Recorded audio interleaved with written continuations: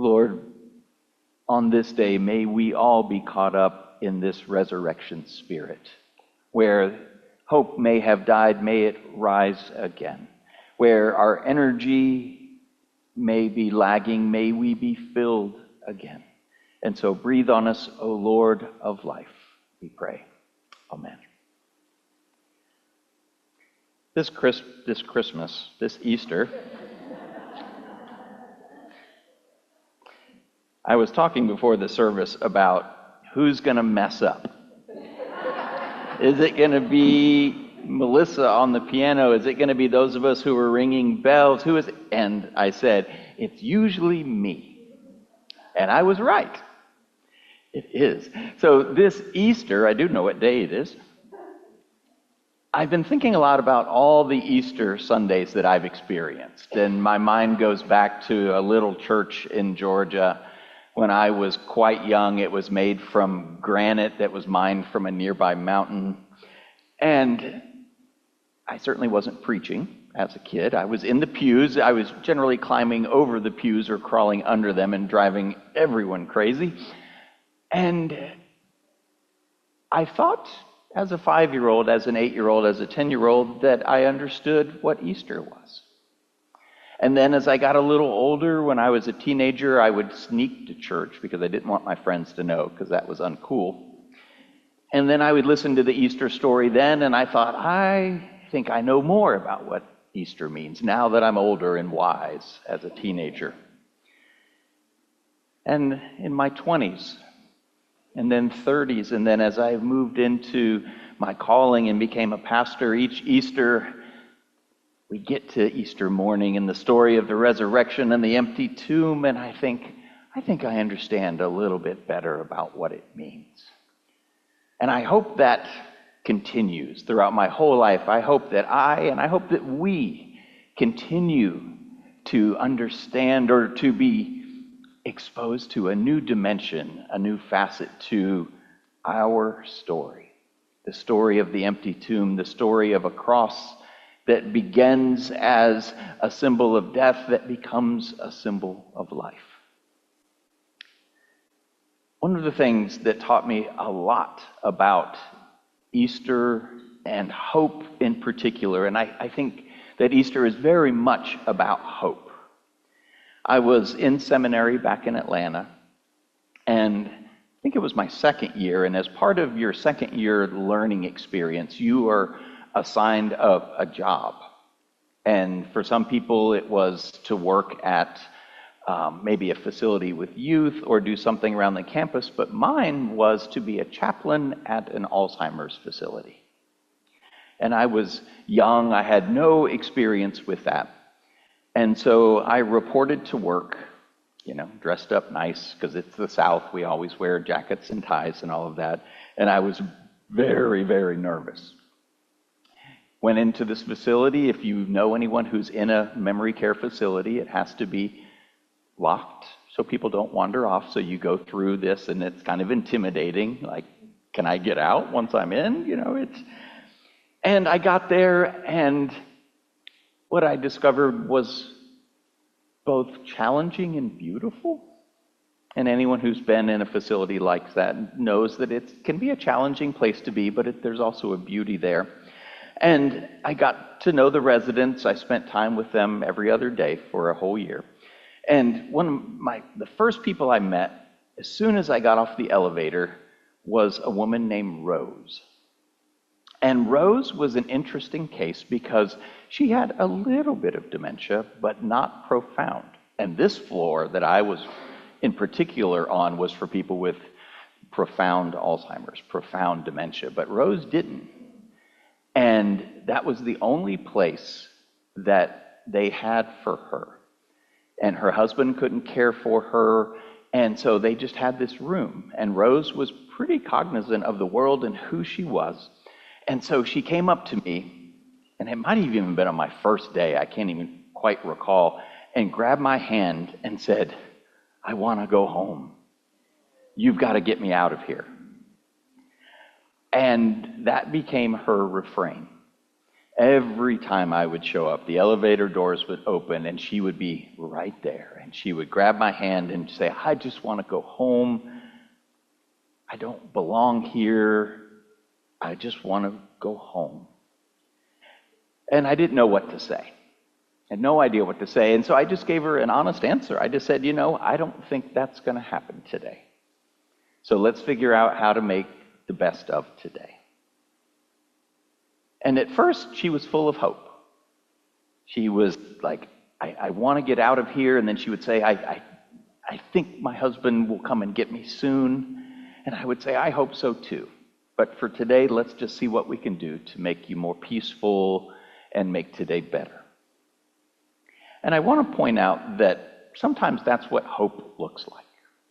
Sometimes hope isn't this like big, defiant, grand hope. Sometimes hope is just choosing to believe that things can get better.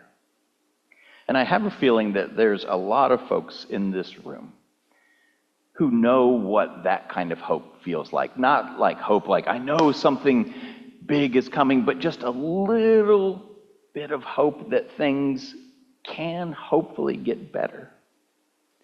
We look around our world, we look at our country, we look at the wars happening, we look into our community, and honestly, over the last 5 or 6 years, it's like the pandemic hit and then everything got really stressful. Hope has been pretty hard to find, right? And it gets tired. Our hope muscle gets tired. And after a while, we just have this tiny little bit of hope. And I want to celebrate, not that, but the fact that all of you and people in our communities and around our country are showing up anyway. Honestly, I think all of us are pretty exhausted. And we just want some normalcy. We want the government to function normally. We want people to act with decency. And we're tired. And it's hard when we're hoping for better. And we hope for better next month and next year. And we just get worn down. But showing up is important. And we shall attend to that in a minute. So after several months at this facility, several months of getting off the elevator and having Rose come in and say, I just want to go home today, Rose invited me to come to a Seder meal. Rose was Jewish, and part of their Passover tradition is a Seder supper. And a Seder supper, has anyone here attended one before? Some of you. Okay. Oh, wow. Lots of you. Okay. Great. So you know what I'm talking about. It's a ritual meal in the Jewish faith tradition that commemorates the Israelites' exodus from Egypt and liberation. And it's a meal that reenacts and holds the memory of going home after a people had been enslaved for so long that they really wondered if they would ever go home. And it was this strange little moment where Rose, this elderly Jewish woman, was escorting a young United Methodist Seminary student to her Seder supper, and I was just honored to go, but I was very clueless. So I just went with her. And I went down the elevator with her. And number one, for a minute, I was like, is this her very clever escape plan? I did think that. I remember thinking like, okay, I got to be on guard here. But that's not what happened. On the ride down, I noticed that her refrain had kind of stopped the last week or two, where she stopped saying every time I would see her, like, I just want to go home. Like she seemed like her hope had kind of dried up that her husband was going to come and get her. And that made me kind of sad in a way. I mean, I was relieved because I didn't have to be the one to say, I don't think this is happening today. Let's just do our best. But I was also sad because you could see her energy go down and you could just see it in her body. And so we sat there together. A rabbi came in, and there's this beautiful ancient ritual about what it means to be set free, what it means to go home. And I thought just how ironic and almost tragic it was that we're sitting during this beautiful ritual and Rose is sitting there hearing these words about going home in liberation, and she felt like she was being held captive and that she had lost hope. That emotion, that feeling like all hope is gone, is the same emotion for the women at the tomb, I imagine. They show up. They're faithful in their grief, Mary and Mary. And they're tending to Jesus even though he's gone. They come to a grave. And they didn't have any expectations that something amazing would happen, something wonderful would happen. They came to a tomb that was sealed with a stone to just do the hard, necessary work of grief. And again, that's an emotion I think a lot of us can resonate with. It's been a hard time. Things often feel heavy. They often feel as immovable as that stone that sealed the tomb should have been. These women came with spices and grief and no expectation of anything good happening there. They just wanted to wrap up Jesus' body, prepare it in death. But then there's the turn, there's the change, there's the miracle. There's an earthquake and an angel, and it says there's even lightning. So just think of something dramatic. And the stone is rolled away, and a voice says, "Do not be afraid. He is not here. He has been raised. Go and tell." And just let your imaginations work for a minute. What that must have been like. I mean, it was almost like an emotional whiplash to go from, we are here to tend to the dead, and nothing good is going to happen in this moment, to earthquake and lightning, and then an angelic voice saying, "Do not be afraid. He is not here. He has been raised, and then go and tell them." And so they do. They start to go, and then on the road, while they were going to share the word, suddenly Jesus meets them there. Just like that.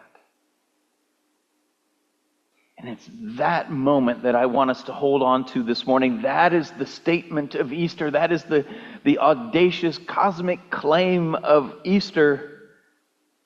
That the reason of hope and the reason to hope is already moving towards us. It's already alive in the world. It's already on the road. Think about that moment. They went to find something bad. Everything changed, and Christ found them. Notice that Matthew doesn't say the resurrection of Jesus was some sort of reward for their faithfulness, because it wasn't. The resurrection of Jesus is this grace-filled moment where hope and joy comes back into the world that had done its worst and thought it had won. There was a world of crucifixion, a world of captivity, and into that world, God says, "Not so fast, you do not get to win."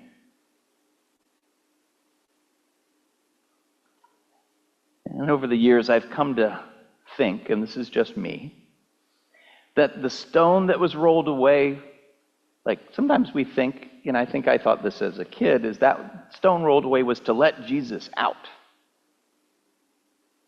But that wasn't the case.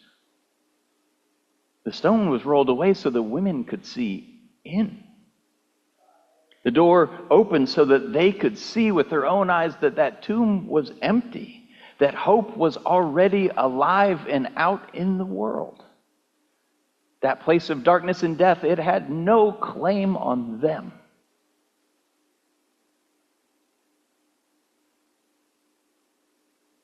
So we go back to that first floor. It wasn't even a dining room that we were having Seder supper in. It was a meeting room that they had turned into a dining room. There was a group of us gathered around with the rabbi. I was sitting next to Rose, and the meal ended, and the rabbi said the final benediction. And I prepared to escort Rose back to the elevator and back up to the 4th floor. And as she was rising and I was there next to her, the door opened, and Rose's husband walked in, and he said, "Rose, honey, pack your bags. I've come to take you home." And it turns out that whole time, those months, he had been working really hard to get their home renovated and to find professional help so that he could bring her home. And in that moment, I was just joyful. I mean, I was going to miss Rose, but I was joyful that she got to go home. But now looking back, there's more to that story. It took me some years to see that Rose had been sitting at this table that was telling her the story of what was going to happen. She was listening to a story about liberation and going home. She just didn't know that that was still her story until it happened. That hope was alive in her world, and it was moving toward her. She just didn't know it. She sat at this table and participated in a story about liberation while sitting in an emotional place that felt like captivity to her. Her hope had gone.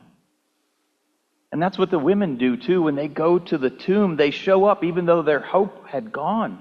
They didn't know they were walking towards the greatest and most beautiful of surprises.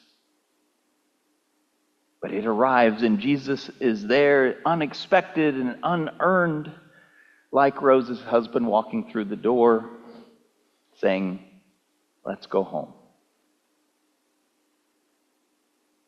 I think this year, maybe more than any other year that I have pastored or any other year that I've been alive, I think it's important for us to be reminded that Easter is about hope arriving in the middle of our ordinary, hard, beautiful, and often frightening lives.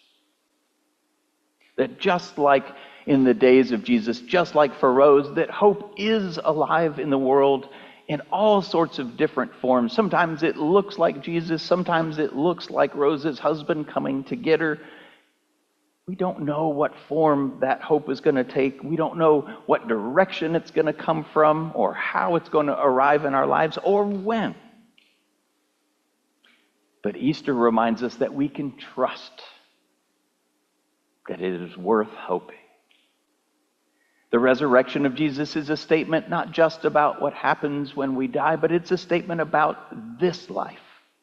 That the things that hurt, the things that crush and diminish, do not have the final word.